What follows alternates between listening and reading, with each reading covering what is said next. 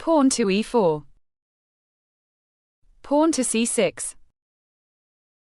Pawn to d4. Pawn to d5.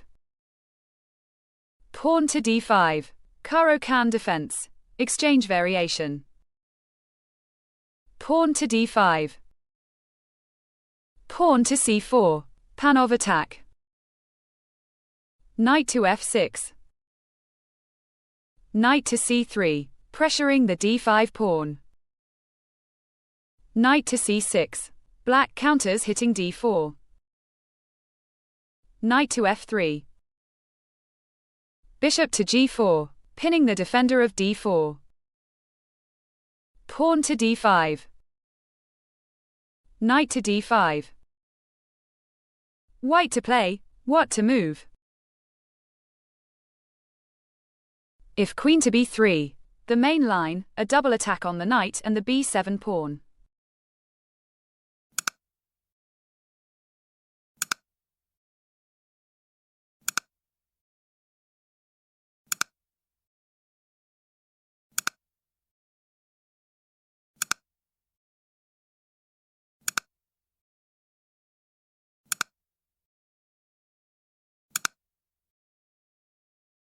Queen to b5 with equality.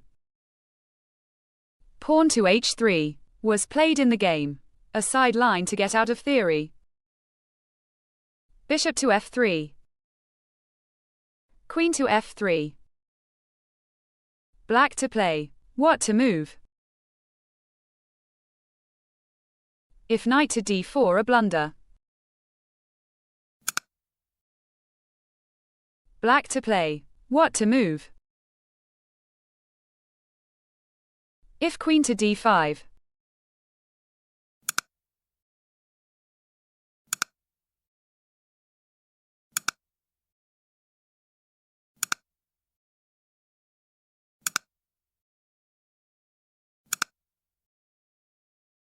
Knight to a8, white is winning.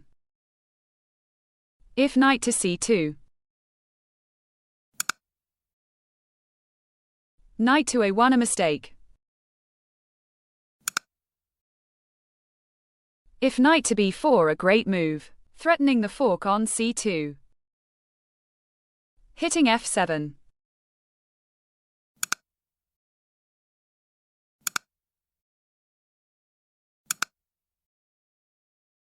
Hitting the queen and threatening a fork on c7.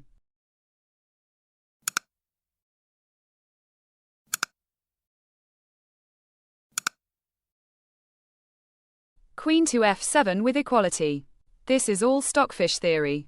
There is one game in the database form this position. Pawn to e6 was played in the game, protecting the knight before taking on d4. Bishop to b5, pinning the attack of d4. Bishop to e7. King to g1. King to g8. Knight to d5. Queen to d5. Black wants an endgame. However, white has a slight advantage due to the pair of bishops. Queen to d5. Pawn to d5. The knight has the c4 and e4 outpost, but none of them are stable squares. Bishop to e3. Rook to c8. Rook to c1. Black to play, what to move? If pawn to f5, Stockfish likes to pawn storm on the king side.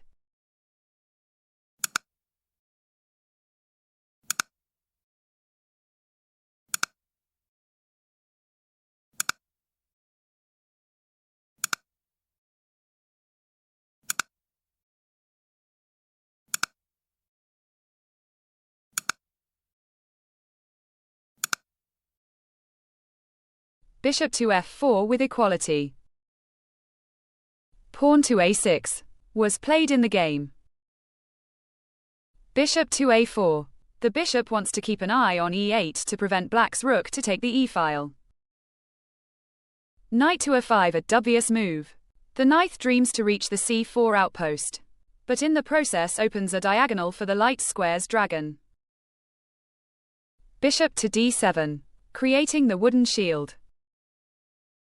Rook to d8. Bishop to g4. Knight to c4. White to play, what to move? If pawn to b3, a dubious move. Weakens the dark squares. Gives up the dark squared bishop and weakens the resulting e-pawn.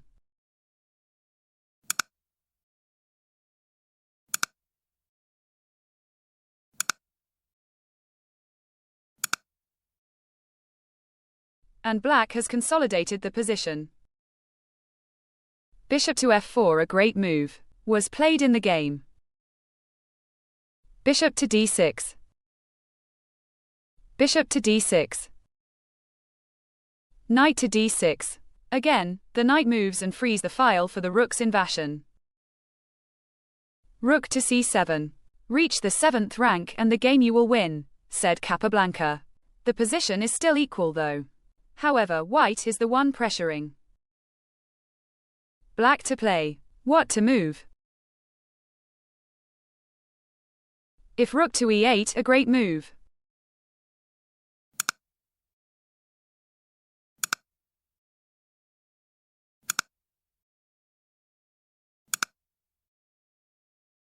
Rook to c2 with equality. Pawn to f5, a dubious move, was played in the game. The idea is to restrict white's bishop with the d and f pawns. Bishop to f3. Now the only square left for the bishop in the king side is h5. Knight to b5, counter-attacking on the d4 pawn. Rook to b7. Knight to d4. Bishop to h5, a great move. Black to play, what to move? If pawn to g6, a dubious move. The knight doesn't have a stable square and the d-pawn is weak.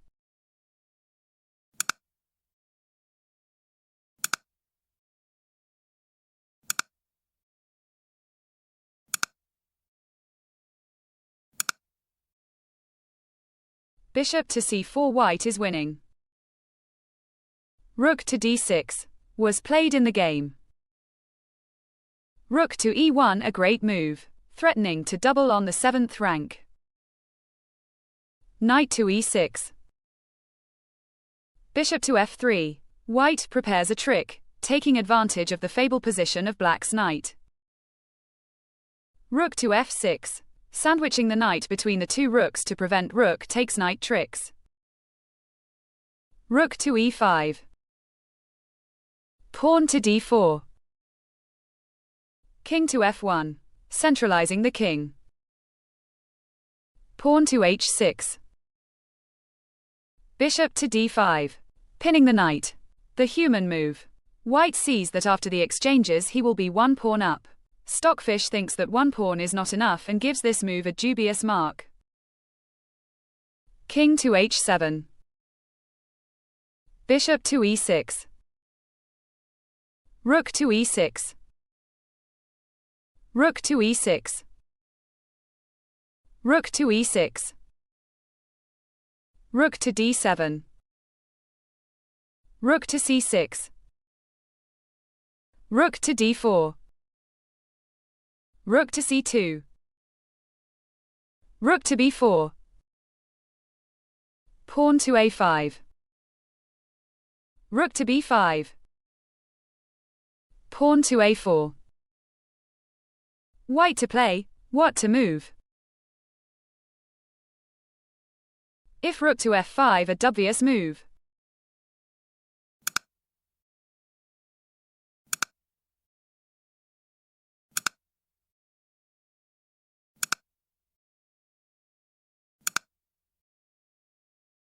The king removes the f3 square to the rook, now the pawn can't be defended. Rook to a2 with equality. Pawn to a3 was played in the game, so that the pawn will not be under attack if black ends up grabbing b2. Black to play, What to move? If pawn to f4, a great move, was a sturdy defense.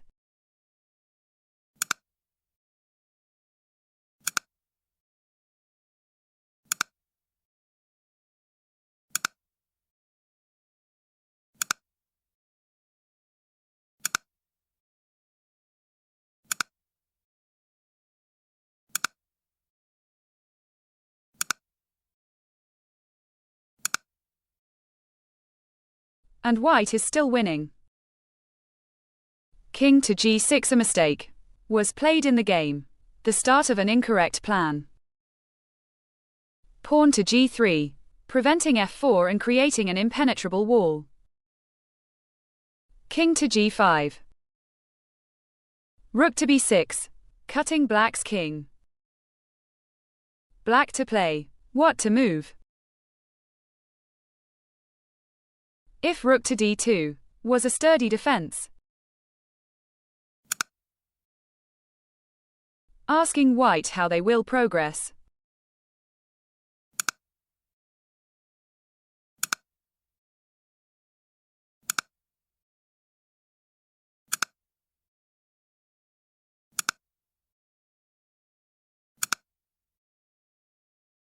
Pawn to g6, a dubious move, was played in the game. Now black's king is inside a cage.